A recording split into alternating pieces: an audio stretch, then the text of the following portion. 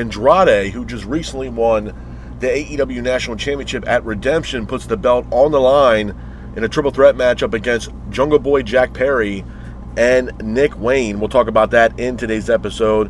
We got a six-man tag team matchup between the Don Callis family taking on Brodito and Speedball Mike Bailey. We'll talk about that in today's episode as well. We have a sit-down with Renee between the Young Bucks and Copeland and Cage. We'll talk about that in today's episode as well. We also have a TBS title matchup as well on Dynamite. We'll talk about that as well, where Maya World, the new TBS champion, defends the belt against CMLL's Persephone. We'll talk about that in today's episode as well. We have a title celebration for the newly crowned AEW Women's Champion, Willow Nightingale. We'll talk about that in today's episode as well. We have the Continental Championship on the line as well, with Jon Moxley defending the title against Commander. We'll talk about that in today's episode as well. We have the AEW Trios titles also on the line between the Conglomeration taking on the Demand. We'll talk about that in today's episode as well. We also hear from the Death Riders, and we also hear from AEW World Champion Kenny Omega. And we'll talk all about that in today's episode. But let's start off the night, man. We start off the night in the backstage area. We see Renee backstage in the parking lot area, and then she tries to approach Will Ospreay. Will Ospreay doesn't really want to talk to Renee. Looks like he is a man on a mission looking for Kenny Omega after what Omega did to Ospreay at the end of Redemption. Ospreay then walks to the backstage area through the parking lot area of AEW, and he notices the Death Riders. He sees Jon Moxley, Garcia, Marina Shafir, Pac, and Daniel Garcia. He approaches the Death Riders, and then all of a sudden Garcia goes to talk to Ospreay, and Ospreay then attacks Garcia. Ospreay then tells Moxley, "You don't want to pull the trigger for me. You don't pull the trigger for me, I'm out." After that, Ospreay is approached by former AEW World Champion Adam Page. Page tells Ospreay, "If you need anything, let me know." Ospreay says while he appreciates it, but he can't trust Kenny Omega, which means he cannot trust Adam Page. But Page then praises Ospreay, and Page talks about AEW's All In. Some interesting stuff there between Adam Page and Will Ospreay. We'll talk more about that at the end of today's show. Moving off from that, though, we go into our first official match of the night, and kicking off AEW, it's for the AEW National title. It is Andrade defending the AEW National Championship against Jungle Boy Jack Perry and Nick Wayne. Now, I thought this was a really good match to start Dynamite. It was a back-and-forth matchup with Perry hitting a super kick on Andrade, but Andrade gets up, hits a suplex on Wayne and Perry in the middle of the ring. Wayne then hits a slice spread on Andrade on the outside, while Andrade gets up, hits a flying forearm in the middle of the ring, followed by a Three Amigos. Nick Wayne then gets involved in the match by hitting a Spanish Fly in the middle of the ring. Andrade then hits a powerbomb on Wayne in the middle of the ring. Perry then hits a diving Hurricanrana on Andrade, sending Andrade to the outside. Wayne then hits a springboard splash, followed by a Prodigy Plex for a near fall. Wayne and Perry then both exchange in the middle of the ring, with Andrade hitting a running knees for a near fall. Wayne then hits a super kick, followed by Perry hitting a Poison Rana on Wayne. Perry then hits a moonsault to the outside, taking out both Nick Wayne and Andrade on the outside.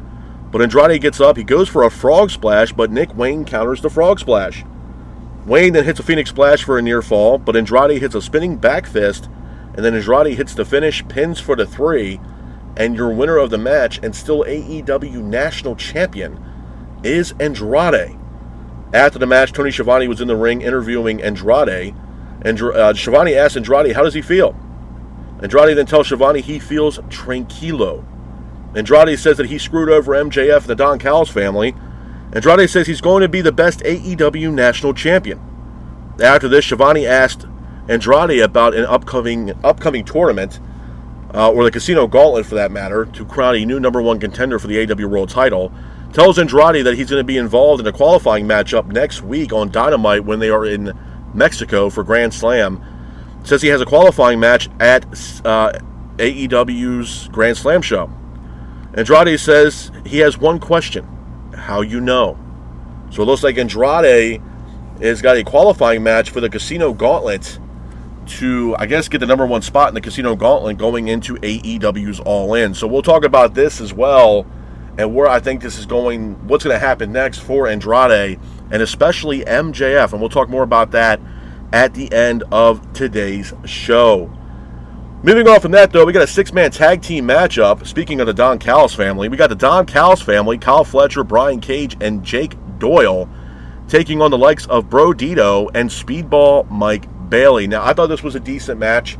It was a back-and-forth matchup between both teams, with the Don Callis family keeping the pace of the match. Brody King lands a devastating lariat in the middle of the ring, followed by Bandito hitting a suplex on Fletcher in the middle of the ring. Cage then sends Bandito back first into the ring post on the outside, but Bandito gets up, hits a DDT on Kyle Fletcher. King then hits a senton on Doyle and Cage for a near fall, but Cage then hits a jumping knee in the middle of the ring. Bailey hits a moonsault into a knee drop, followed by a devastating spin kick. Bandito then hits a press slam on Doyle in the middle of the ring, followed by a frog splash, but Brian Cage hits an F5 on King in the middle of the ring. Bailey hits an acai moonsault to the outside, followed by Bailey hitting a roll-up in the middle of the ring, pins for the 3, and your winners of the match are Brodito and Speedball Mike Bailey. Hats off to Brodito and Speedball Mike Bailey for getting the win in this matchup. Moving on from that, we have a sit-down with Renee between the Young Bucks and Copeland and Cage. Now, it was announced that Copeland and Cage will be defending the AEW Tag Team titles against the Young Bucks at AEW's All In August. So we have the Bucks and we have Copeland and Cage have a sit down with Renee. Renee says this is a dream match. Nick Jackson says they're already ready for this trip but are nervous. Nick Jackson says it's an honor to wrestle Copeland and Cage. Copeland says they're looking forward to this match and praised the Young Bucks.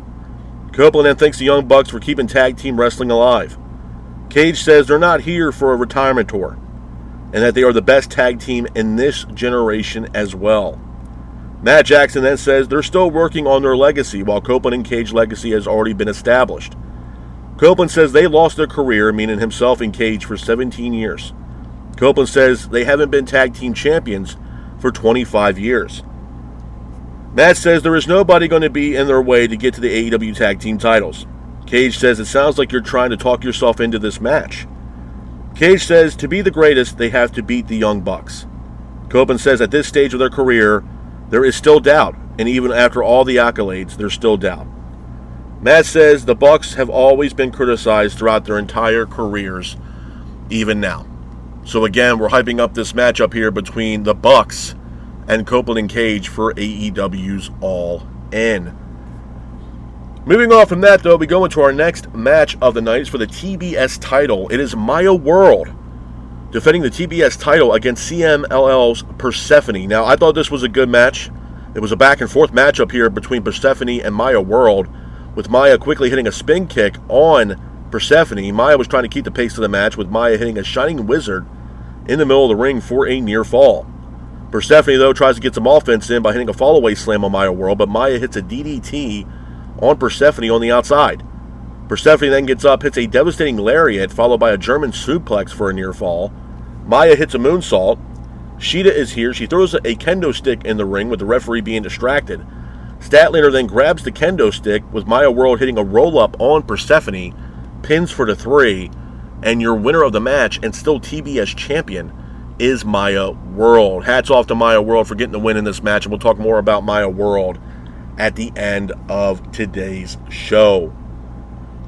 Moving on from that, we have Willow Nightingale's title celebration. Now, Willow won the title against Tekla at Redemption, which ultimately made her the first ever AEW Triple Crown champion. So Willow comes out to the ring. She's greeted by Renee. Renee gives congrats to Willow. Renee says that Willow is the first ever AEW Triple Crown champion. Willow then thanks the fans. She breaks down in tears. Willow says that this is very surreal and that she's living her actual dream. She says she's very grateful. She also thanks the fans and says that she has made the fans very happy over the past year. Willow talks about her accolades as well, winning the women's tag team titles and beating Mercedes Moné. Willow then thanks her mom for helping her get back on her feet when she was injured. Willow says she fought to come back to get to the AEW women's title. Willow then tells the fans not to give up and keep pushing through because the comeback is sometimes better than the dream. After that, Willow is interrupted by Mercedes Moné. Moné comes out to the ring says she's not here to ruin her celebration, but to sign the damn contract. Willow quickly signs the contract. Willow asks Monet, what the hell is your problem? Willow reminds beating Monet in her title reign. She says she's got the one title that Monet can't get. Monet says, you don't know why I hate you, or what I hate about you most, but Monet says Willow's name is written all throughout her history, is why Monet hates her the most. Monet says that Willow is holding one thing Monet wants. Fans are chanting, shut the fuck up to Monet. Monet says that All In, she's going to end Willow. Monet says that Willow is nothing without her. Monet says she made Willow. Monet then says she's going to take Willow's smile away at All In. After that, Divine Dominion are here. They attack Willow, and the Brawling Birds come out to save Willow Nightingale. Some interesting stuff there between Willow Nightingale and Mercedes Moné. Moving on from that, we got a Continental Championship matchup where it is Jon Moxley defending the Continental title against Commander. Now, I thought this was a decent match. It was a back-and-forth matchup between Moxley and Commander, with Moxley keeping the pace of the match. Commander hits a Hurricane Rana, followed by a springboard dropkick, taking out Moxley. Commander then hits another springboard crossbody for a near fall, but Moxley gets up, quickly hits a cutter. Commander then hits a leg drop off the top rope, sending Moxley to the outside. Commander then hits a springboard 450 for a near fall, but Moxley hits a foot stomp followed by a Death Rider, and Moxley applies a submission hold on Commander. Referee sounds for the bell, and your winner of the match and still AEW Continental Champion is Jon Moxley. Hats off to Jon Moxley for getting the win in this matchup. Moving on from that, we go into our next match of the night for the AEW Trios titles. It is the Conglomeration defending the AEW Trios titles against the Demand. The Demand quickly attacked the Conglomeration. Ricochet hits a running senton, taking out the Conglomeration. Both teams now are in the ring. Referee sounds for the bell. The match itself was a decent match. It was a back-and-forth matchup between both teams, with the Conglomeration keeping the pace of the match. O'Reilly applies an ankle lock, but the hold is broken. Ricochet then hits a running shooting star press in the middle of the ring for a near fall. Bishop then hits a superplex. Orange Cassidy hits a diving DDT. O'Reilly and Bishop then both exchange in the middle of the ring, with Orange hitting an orange punch followed by a stun dog millionaire. Strong then hits an angle slam. Lethal Twist are here. Lethal Twist then attacks the Conglomeration, which allowed Ricochet to hit a spirit gun in the middle of the ring. Pins for the 3, and your winners of the match and new Trios champions are the Demand. After the match, the Demand and Conglomeration, the Demand and the Twist attack the Conglomeration. Brody King is here. Lethal Twist and the Demand attack King. Adam Page is here. Page attacks Jay Lethal and hits a buckshot lariat on Jay Lethal. Does this seem to me as if Adam Page has his sights set on becoming Trios champions after helping out the Conglomeration? Some interesting stuff there from Adam Page. Moving on from that, we got a Death Rider segment backstage. Daniel Garcia calls out Will Ospreay, but then Moxley talks about the Continental Classic Tournament. So it looks like we're going to have another tournament for the Continental title. Some interesting stuff there from Jon Moxley. And moving on from that, we hear from AEW World Champion himself, Kenny Omega. Omega comes out to the ring. He was trying to talk about redemption, but he's quickly interrupted by Will Ospreay.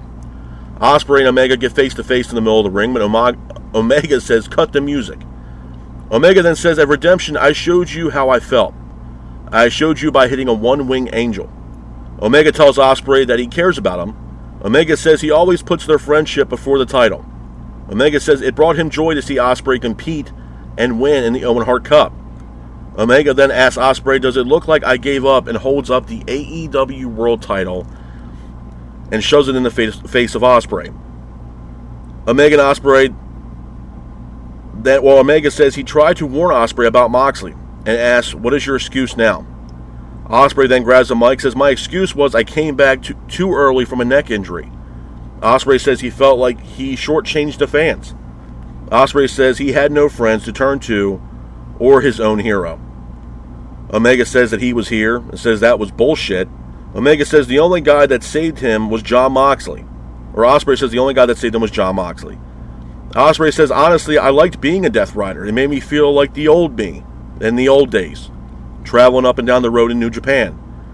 Ospreay says he doesn't share the same philosophies that the Death Riders have.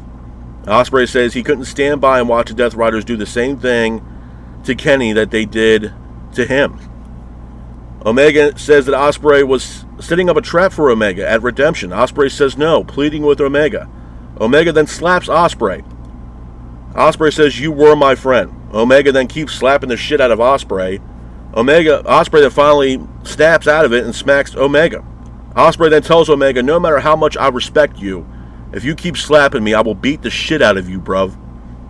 Ospreay then says he's here every week to show the world that this is where the best wrestle. Ospreay tells Omega at All In he wants the best Kenny Omega at All In. A couple of things I want to talk about, man, before I get the hell up out of here. So first and foremost, if you guys don't know or are asking why, or are wondering why there wasn't a review from me from Redemption, I told you guys I wasn't going to do a review for Redemption. I did not think the card was worth $50. Now, did a lot of things happen at Redemption? Not entirely. We had, Kenny Omega, Will Ospreay at the end of Redemption in a good match there between Omega and Kevin Knight. Even though I respect Kevin Knight, I don't think he was main event pay-per-view caliber ready yet, or worth $50 for that matter in a pay-per-view, in my honest opinion. 2, yes, we had some title changes. We crowned a new TBS champion in Maya World, and we crowned a new AEW Women's Champion in Willow Nightingale. So I want to talk quickly about Maya World.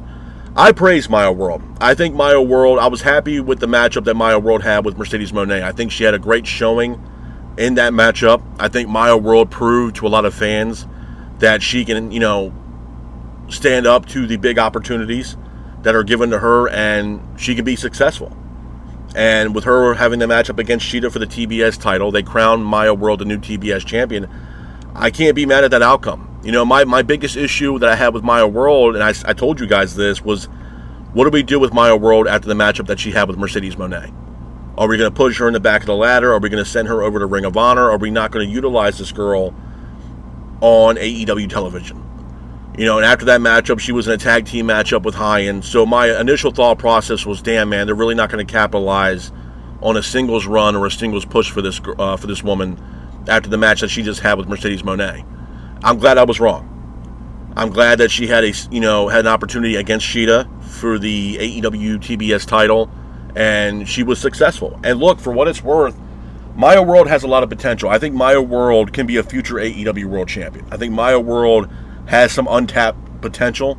She has a very high ceiling in AEW, and if Tony Khan does the right thing by Maya World, he can make Maya World into the next big thing and the next big superstar within the confines of AEW if he does it correctly and he books her in the right way. And so far, he's doing that with crowning her the new TBS champion.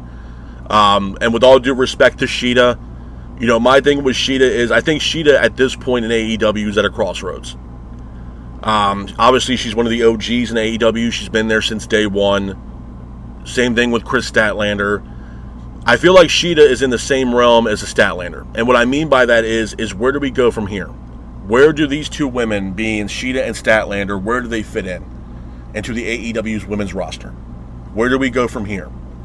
Because it wasn't like Shida had a long, elaborate title reign with that TBS title. I don't think anybody honestly legitimately gave a rat's ass with Shida being TBS champion.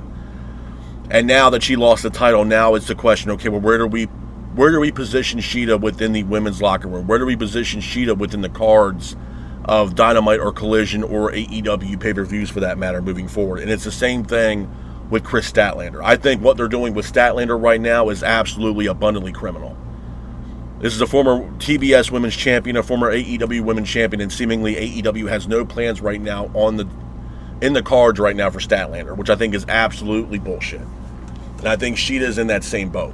Where do we put these women now on the card? In a roster that for both the women and the men, especially the men, it's bloated with more additions on their way. So, again, I'm happy that Maya World became TBS champion. I look forward to what's going to be next. I thought she had a great match with Persephone on Dynamite last night. It was a great challenge for Maya World. I think Persephone is definitely underrated. She's doing phenomenal jobs over in CMLL. She's doing great jobs on Dynamite when she is showcased on Dynamite.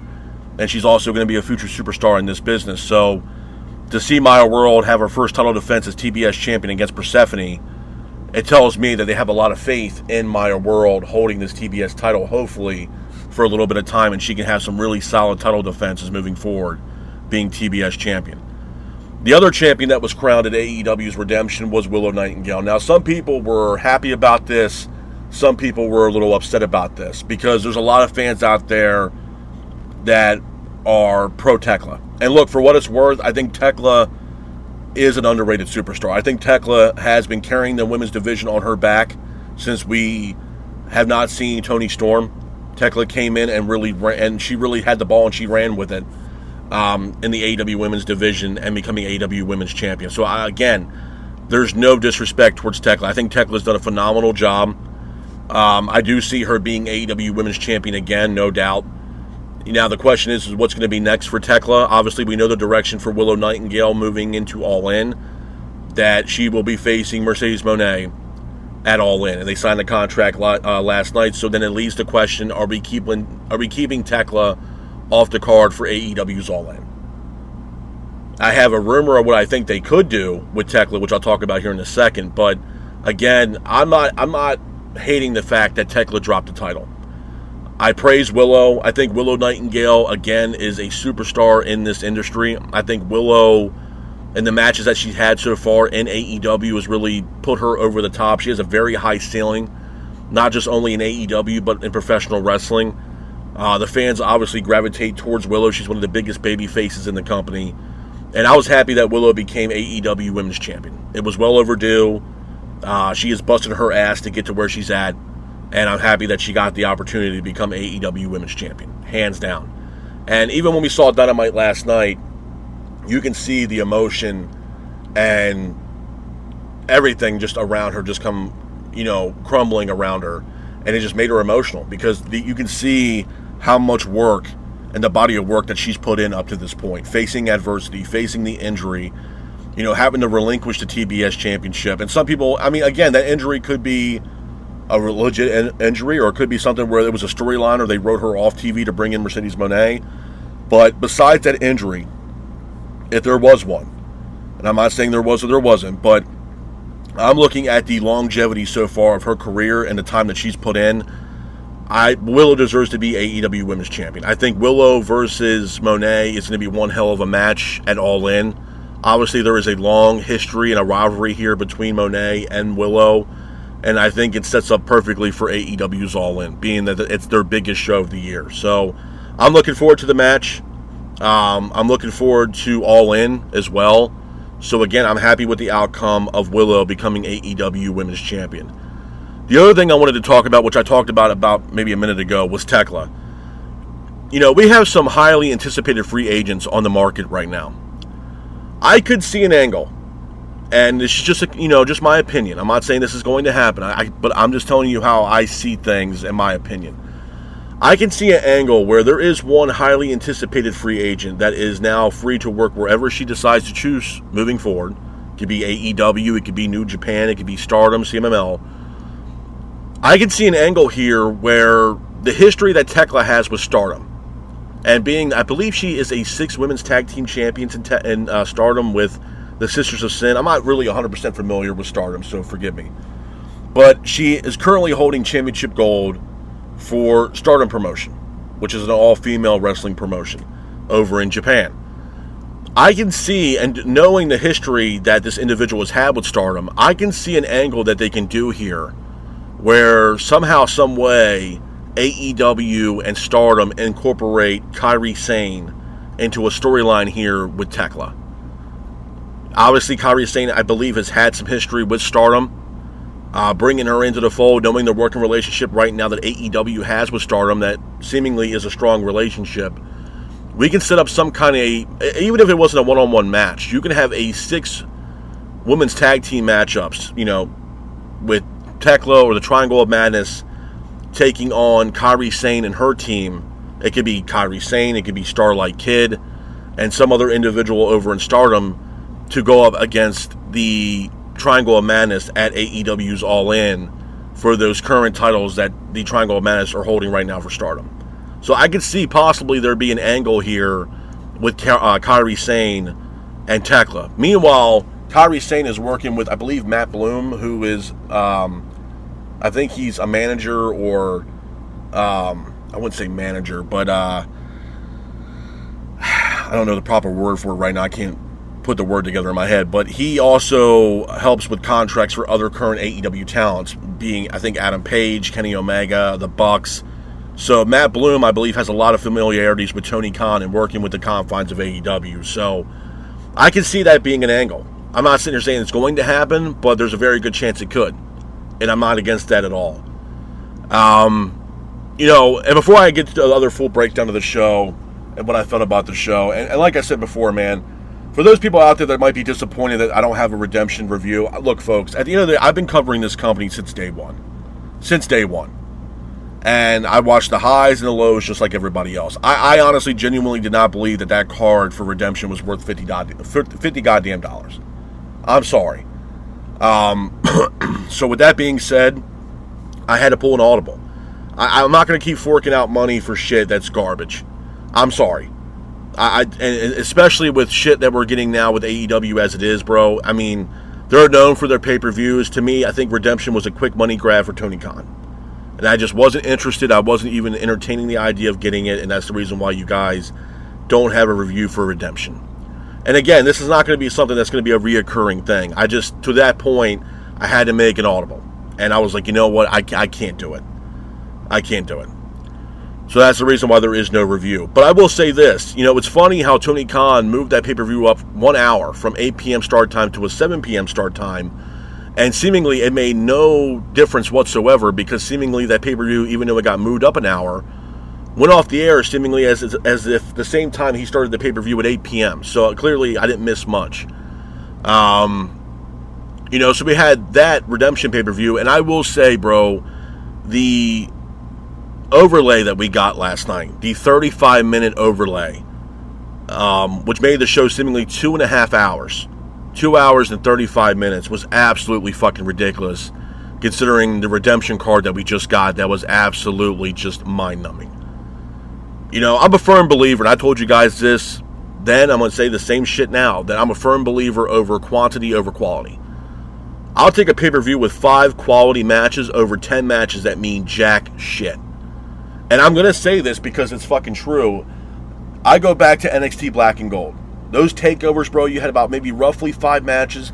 Every single match that they put on those takeovers had a story and had a meaning, and those matches were absolutely bangers.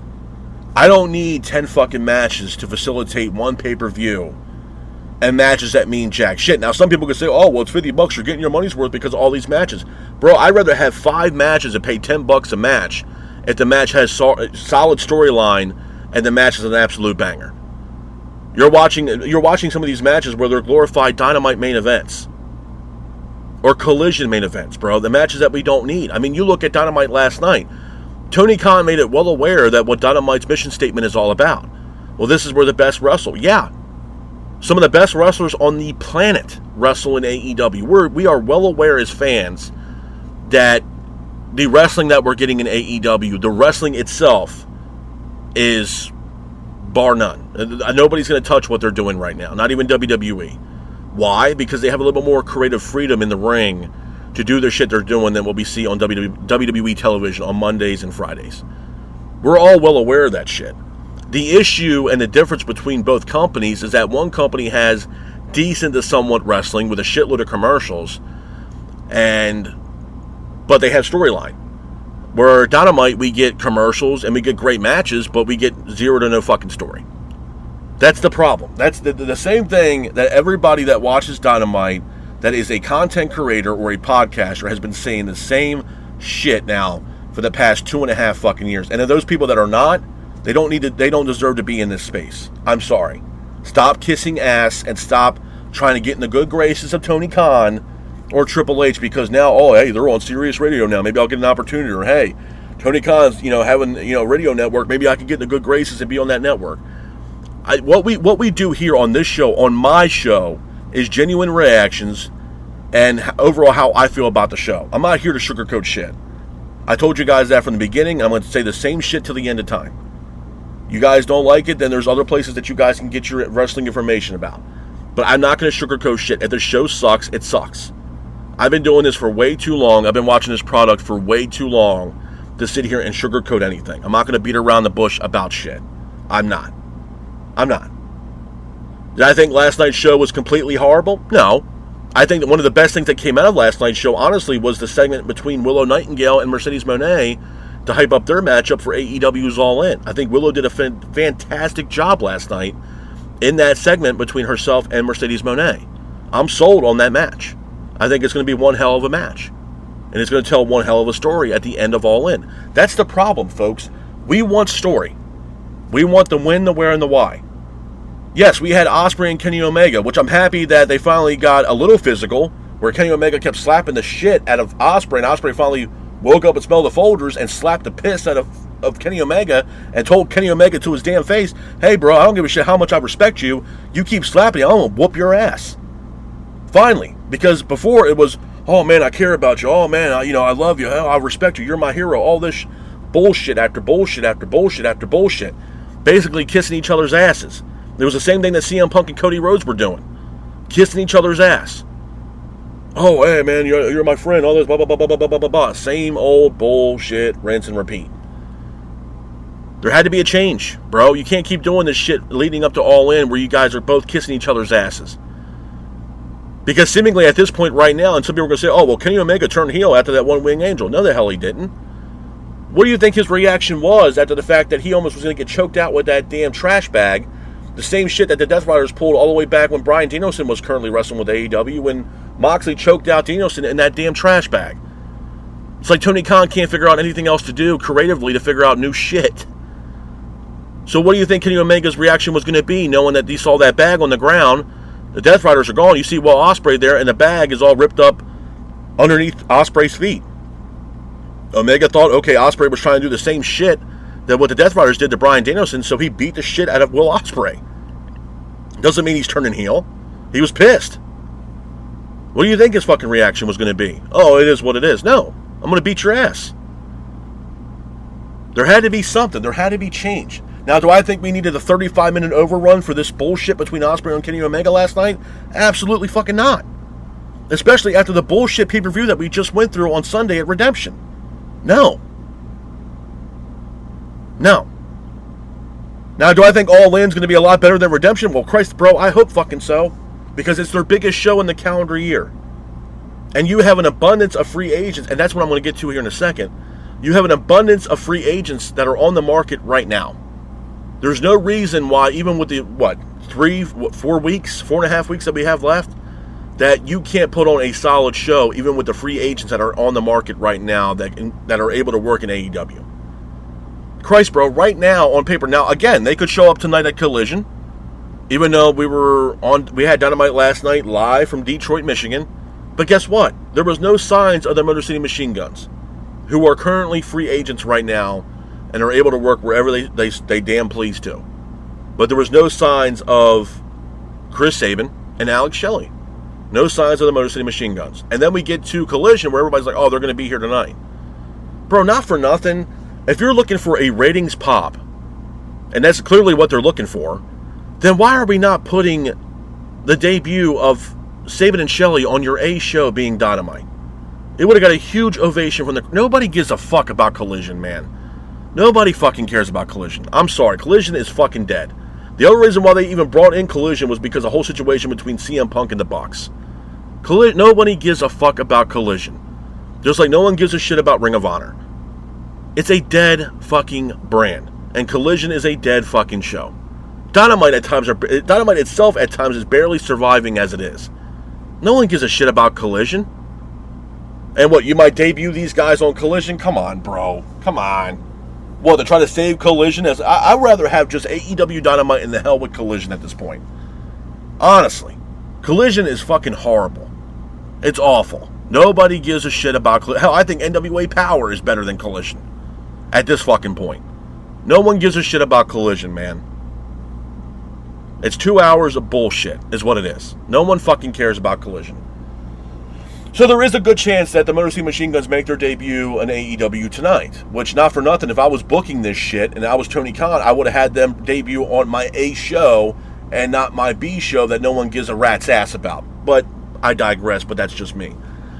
But you have other free agents that are on the market that could be making their way over to AEW. Hell, yesterday afternoon, I think it was 1:30, 2 o'clock in the afternoon, Austin Creed, a.k.a. Xavier Woods, the New Day, put out a tweet the other day. It was a video on Twitter, basically announcing that they finally were able to break the chains and they are now free agents and they are now away from WWE. It was like a video with, basically symbolizing him and Kofi as unicorns, and they're at this like circus or whatever, and they finally break the chains and they're released, and they're able to, get free of the carnival, I guess, and all the bullshit. But then when they're leaving, you can see one of the unicorns or whatever the hell it was looking back, and you saw another unicorn pinned up with, I guess the unicorn horn or whatever that was like halfly broken. I guess it was supposed to symbolize that was Big E, because Big E was a part of the New Day, played a big role in the New Day, and he's still with WWE. He's not going anywhere anytime soon. And the other two unicorns running away seemingly was Austin Creed and Kofi Kingston. And you can see that, the unicorn horns were left behind, and then you can see the cartoon version of what would be Xavier Woods or Austin Creed and Kofi Kingston finally breaking through and finally able to compete wherever they want. I think it's pretty much determined at this point that both Kofi Kingston and Austin Creed are on their way to AEW. I'm all for this. I think this is going to be a big move for AEW. I think this is definitely going to intensify the AEW tag team division, where you already have names like, you possibly got Sabin and Shelley, you got the New Day, you had the Bucks, Copeland and Cage, Austin Creed, not Austin Creed, you have the Guns, you have, or the Bang Bang Gang for that matter, you have those teams. You also have other teams too that we haven't seen in a while, the Grizzled Young Veterans, you can bring them in, the Dark Order, you could bring them in, and make a solid tag team around these guys. And once again, bring a little limelight back to an AEW tag division, which at one time was the best thing going in AEW, to a point now where it's one of the worst things in all of AEW television. You also bring back Bobby Lashley and Shelton Benjamin. You bring them back, the Hurt Syndicate, into the tag team division. Top Flight, you bring them back. If Private Party are able to stay healthy, you bring them back and put them in the tag team division. And it could be a solid tag team division with the additions of the Motor City Machine Guns and the New Day. So I'm all for this. If AEW is willing to facilitate bringing in those two teams, it's definitely not going to only elevate AEW, but it's definitely going to elevate AEW's tag team division, no doubt. And I do believe, with Copeland and Cage being at the helm of things right now, that they are trying to revamp this AEW tag team division. I think the Bucks are really interested, with the power they have in AEW right now, being EVPs. They would be stupid not to consider bringing in Sabin and Shelley, as well as Kofi and Austin Creed. There's a history there that obviously the New Day have with Omega and the Young Bucks.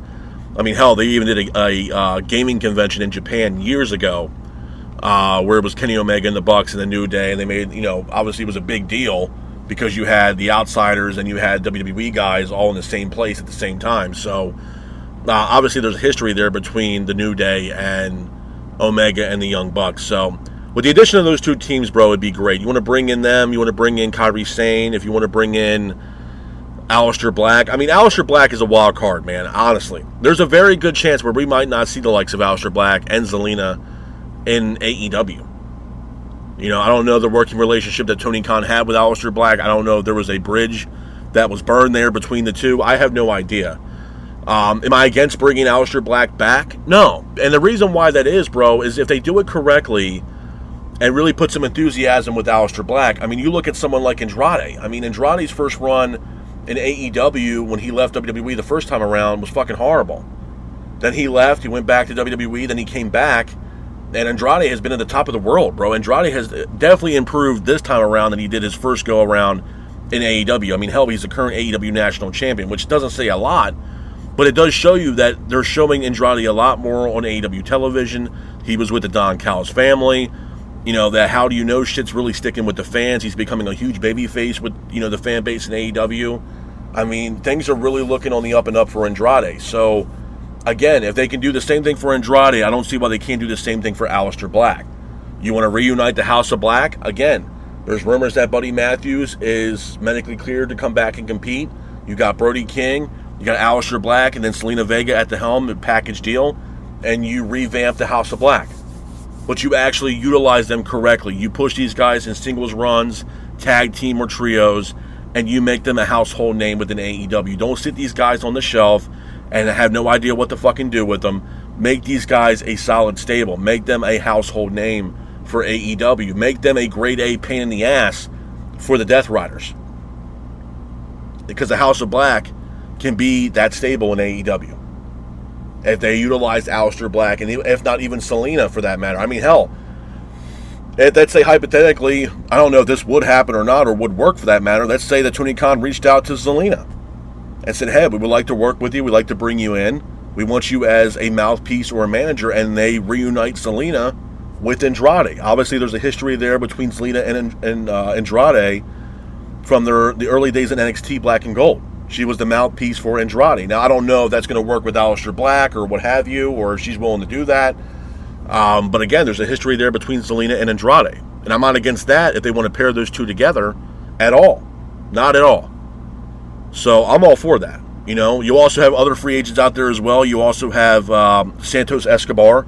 He's also a free agent. He's going by a different name now, which I don't know at the top of my head, but I know he's going by a new name, with rumors of him working with CMML.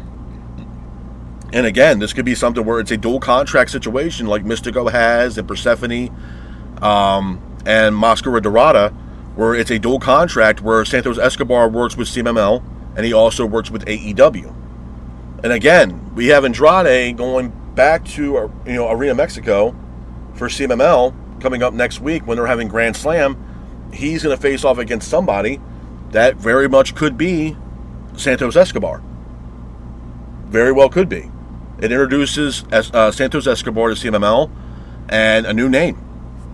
I'm not against that at all. I think if that was the case, that'd be a hell of a match. But speaking of that, I mean, you also had to look in the fact of where the hell is MJF? That's my other situation. I mean, we have Andrade now walking around seemingly for the past couple weeks with this Dynamite diamond ring that he seemingly had stole from MJF. He's already said that he screwed over the Don Callis family and screwed over MJF. He's walking around, parading around with the Dynamite diamond ring, and we've still yet to see the likes of MJF since he lost that title. So I have to ask the question, is MJF injured?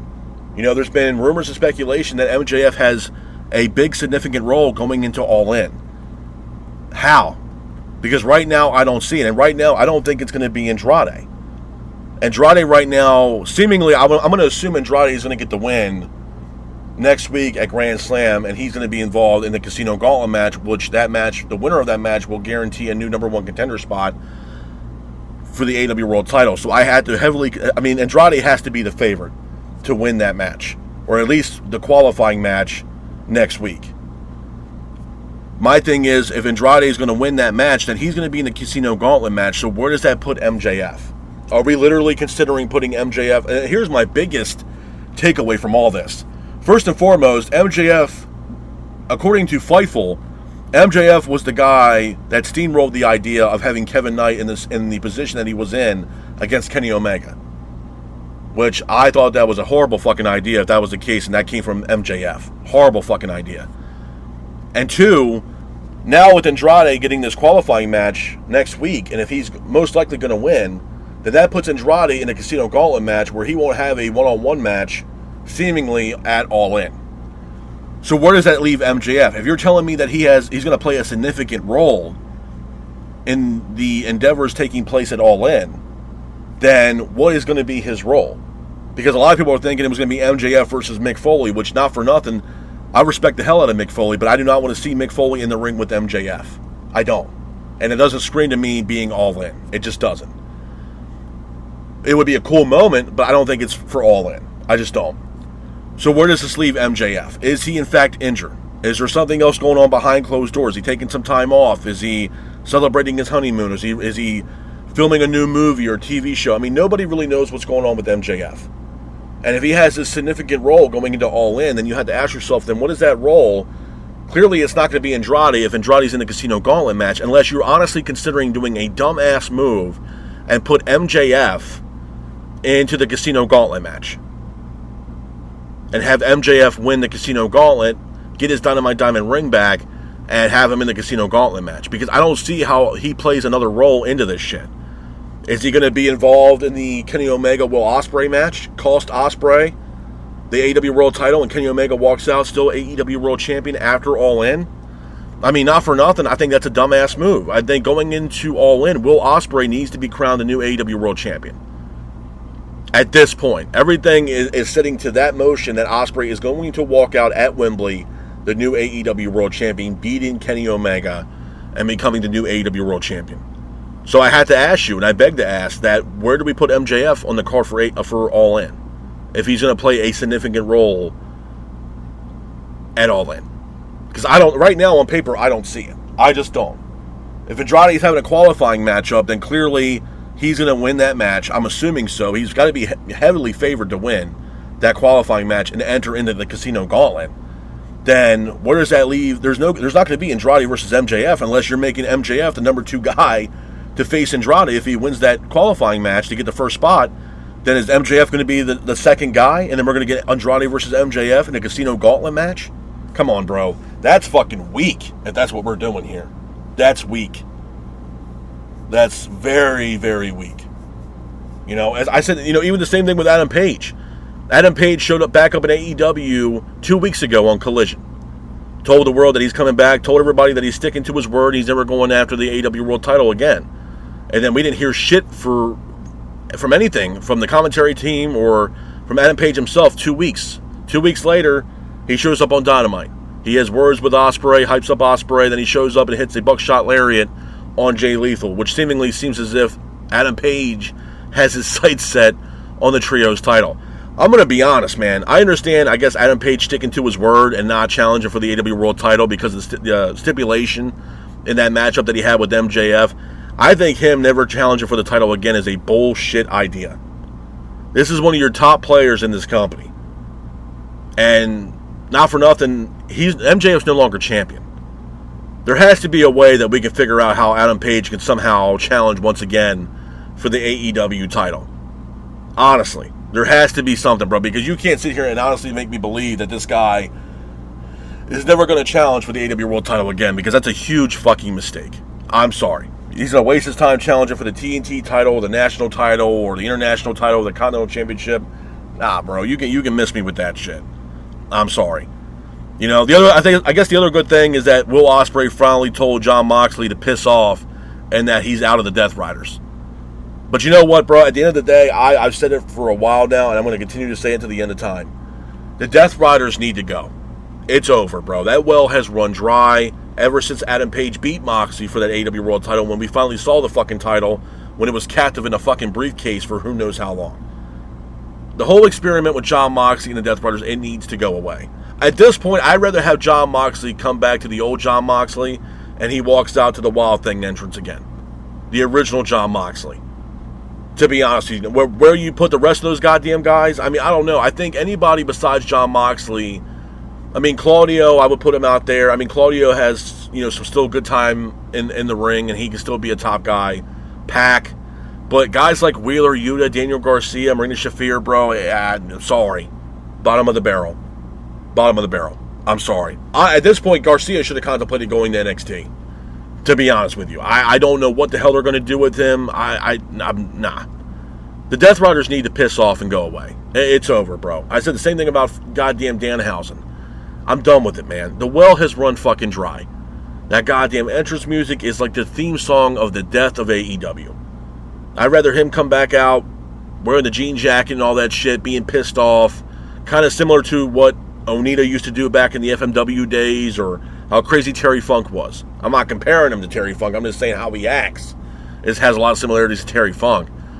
I would have him come out to the Wild Thing entrance. That's what I would do. It's not like they don't have the fucking money. They got plenty of goddamn money. And had the old Jon Moxley. You want to keep this guy a babyface, then prove to me how he's a babyface. Because right now, you're telling me Jon Moxley is a babyface in a heel stable. Doesn't make a lick of fucking sense, man. I'm sorry. Sorry, but not sorry. The Death Riders need to fuck off and go away. It's over, man. It's at this point, you're trying to get blood from a fucking stone. Oh, it's the Death Riders. Oh, it's John. Nobody fucking cares, man. Nobody cares. I'll go back to when he won the Continental title and Jon Moxley's parading around. You see the Death Riders there, and they're all happy and shit. I thought for one small second there, with him parading around like a jackass, that the Death Riders were going to beat the shit out of Jon Moxley in the middle of that ring and leave him in a puddle of his own piss. Did not happen. They're walking around, parading around with this guy like he just won the fucking lottery. What are we doing with this stable, man? Seriously. It's just, I'm done with it. I'm done with the Death Rider shit. It's gotten old. It's old, bro. And if I'm not mistaken now, has this been the past, 2 weeks that Jon Moxley has faced off with Commander, if I'm not mistaken? And look, Commander's, he's a great talent. But what are we doing with the Continental Class, with the Continental Championship? Now we have a tournament supposedly coming up from Jon Moxley. The Continental Classic. Which, again, is a formidable tournament. It's a great tournament. But I'm hoping if Jon Moxley drops that title, there's something after that, the Death Riders need to go their own way. And it's over, man. It's run its course, bro. You guys are trying to get blood from a fucking stone at this point, trying to give this damn stable any kind of, spotlight, and it's just not there. It's not there. No one gives a shit about Yuta. No one gives a shit about Garcia. No one gives a shit about Marina Shafir. And not for nothing for Marina. I mean, yeah, the Death Riders kind of saved her wrestling career, but why are we not putting Marina in the TBS title picture or the AEW Women's Championship picture? Why? You can make her into a prototypical badass, man. With an MMA background that she has, you can make her into a badass. But you're not doing that. You're not doing that at all. So, I mean, again, bro, the Death Riders, it's getting old. It's getting old quick. Very quick. And the well has run dry. I apologize, though, that I did not do a review for Redemption. Folks, at the end of the day, I did not think it was worth $50. I'm sorry. And I'm not taking anything away from Kevin Knight. Kevin Knight is a very talented wrestler. He needs some help with the microphone, I'll give him that. But he's a very talented wrestler. He has a very high ceiling in AEW. He's the future of this business. I just don't think that he was main event, pay-per-view caliber, main event worthy yet. I'm sorry. And right now, going into All In, right now on paper, we got nothing for Kevin Knight. Now, that can change. And I have a feeling that they're going to run something back here between Kevin Knight and Darby Allin, which, again, I pitched a while ago that they should have just waited to book that match between Kevin Knight and Darby Allin at All In and put some crazy-ass stipulation around it. Make it a steel cage match. No one gets involved. Don Callis family don't get involved. You make it a steel cage match. You make it a ladder match. That'd be entertaining as hell. And save it for All In. You know what I mean? Darby Allin's not doing I'd be very shocked to not see Darby Allin a part of All In. He's one of their biggest stars. Adam Page, same thing. Swerve, same thing. You're going to keep these guys, these big high profile players on your company and keep them off the card. I don't see it.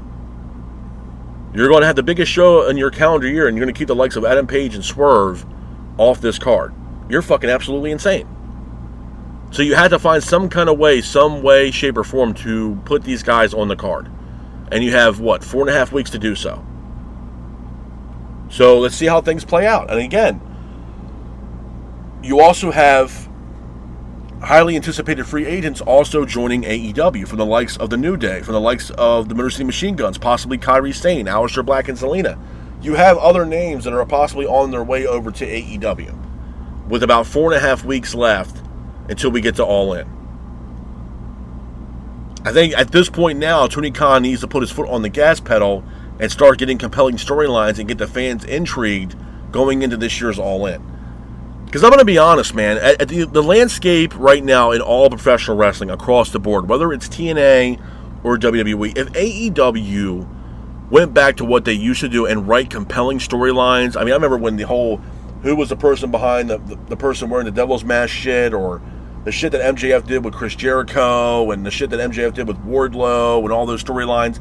If AEW can go back to that and write storylines like that now, then you would have to consider AEW almost being as better or best, if not better, than WWE, or neck and neck at this point. All we're asking for is some fucking story, man, some intrigue. Why? Why are these matches on these pay-per-views taking place that you're charging people $50 for? Because some of these matches that are thrown together on these pay-per-views are glorified Dynamite or Collision main events that are not needed. They are time fillers to get us to the main event. That's exactly what they are. And I told you guys multiple times, I'd rather have 5 or 6 matches that have story and quality over quantity of having 10 to 15 fucking matches that mean jack shit. I don't mind paying $50 for a pay-per-view if I got 5 or 6 matches that were actually storyline based, got me excited to see, and got my attention and got my intrigue. Not paying $50 for, what, 6 matches that mean jack shit out of the 10? Come on, man. Come on, bro. I mean, it's common sense. We'll just watch it because we'll just watch it. Nah. I'm done with that shit, man. And I thought giving them $50 for Redemption was literally throwing money down a fucking rat hole. Because I had no intrigue, no interest whatsoever with the entire card of Redemption. I gave a shit less, to be honest with you. And that was the first time ever for me. Every other time, man, I've always am locked in and ready to watch an AEW pay-per-view. But this was the first time where I gave a rat's ass about AEW and the AEW pay-per-view. I did not give 2 shits about Redemption, man. And if you watched it, hey, man, God bless. If you enjoyed it, awesome. You know what I mean? Great. I'm not going to say, oh, you don't know what the hell you're talking about or nothing. Hey, God bless. But at the end of the day, bro, I'm not throwing $50 down the drain for some bullshit like that. I'm sorry. No fucking way. And I thought Forbidden Door was kind of, rough. What the highlights I saw from Redemption, woof. Jesus Christ, man. You can say what you want about Tony Khan, but that pay-per-view was a quick money grab for Tony Khan. 100%. I'm sorry. And I mean, my issues, I don't have issues with Tony Khan personally. I don't even fucking know the guy. But what I will say is this, bro. The guy he's fucking delusional. I'm sorry. You're delusional. Put down the fucking White Claw, put down the fucking coffee, and do your fucking job, man. I mean, at the end of the day, you have people out there that are willing to write for this show. I'm not sitting here saying myself. I'm not saying that at all. But you have writers out here that are looking for work that are willing to write for this show.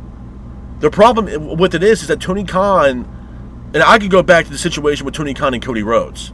Tony Khan wants to be in control of every single fucking aspect of this show, whether it's owning the show, all the marketing, everything else like that, and, the media, all that. He wants to control every fucking aspect of AEW, even the writing in itself.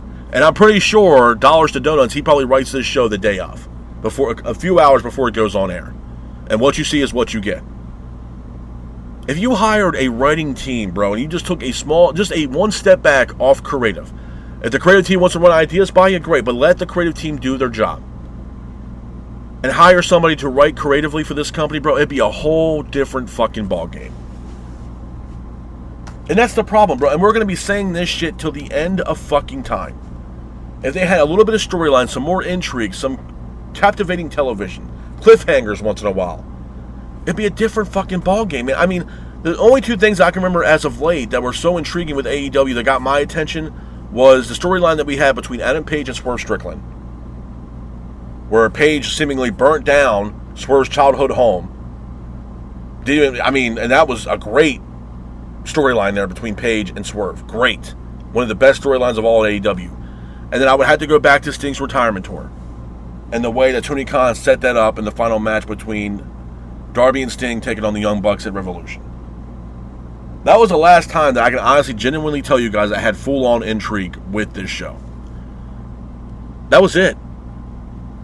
I mean, before that, obviously, yeah. But as of late, that was the last 2 things I remember. There's no storyline, bro. There's no intrigue. There's no, I don't get it. Tony Khan wants to be a part of creative, but then you're getting ideas from these wrestlers, and then you're like, you know what, that's a great idea. If MJF was the spearhead here for the idea of putting Kevin Knight in a position to face off against Kenny Omega at Redemption, somebody fucked up. And if that's the case, and MJF was the one who came up with that idea, I would have to ask MJF, what the fuck are you thinking? What was the purpose behind this? What was the purpose, if that was the case, and this is according to Fightful Select, that MJF was the spearhead pushing for Kevin Knight to face off against Kenny Omega at Redemption, then my thing is this. What was the fucking purpose of you doing this, number 1? And 2, the pay-per-view itself was called Redemption. Why couldn't we have MJF defend that title against Kenny Omega, and Kenny Omega beats MJF at Redemption in his hometown in Canada, rather than doing it on some bullshit Dynamite episode in, Clearwater, Florida at Beach Break? Give me a fucking break, bro. You threw that pay-per-view match away for an episode of Dynamite at Beach Break, rather than waiting and doing it at Redemption. Because if that's the case, MJF and Kenny Omega alone is worth $50 fucking, not Kevin Knight versus Kenny Omega. The pay-per-view itself was called Redemption. I pitched the same idea for Kenny Omega MJF. Omega finally gets a redemption over MJF and becomes AEW World Champion. And then 2, you had Darby Allin versus Kevin Knight for the TNT Championship, where Darby gets his redemption on Kevin Knight and becomes TNT Champion after what Kevin Knight did to Darby at Double or Nothing. The pay-per-view itself, it wrote its fucking self. It's not hard to comprehend here, folks. But Tony Khan's like, oh, you know what, I'll have another White Claw and we'll figure it out. Pull your head out of your ass and figure it out. I'm sick of that shit, bro. It's like, damn, you want to be in control of every aspect of this. And I get it. You're the owner, the CEO, all this other shit. Bro, not for nothing, maybe you need to take a step back. Let someone come in and help you write for this fucking show. Because whoever is writing for this show, bro, they don't know their ass from a hole in the ground. I'm sorry. They have no fucking clue what the hell they're doing. And people can say, well, if you had no idea what they're doing, then why is AEW still around? The reason why AEW is still around is for 1 to 2 reasons. 1, the roster they have. The fans still love the roster they have. And 2, the pay-per-views. But minus Redemption.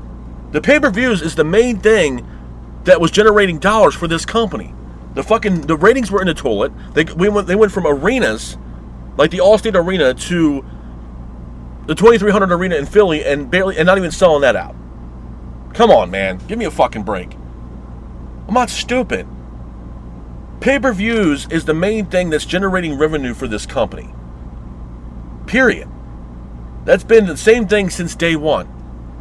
Because Tony Khan was known to be Mr. Pay-per-view. Because every single pay-per-view that Tony Khan was putting on from AEW were bangers. Especially in the early days, they were great pay-per-views.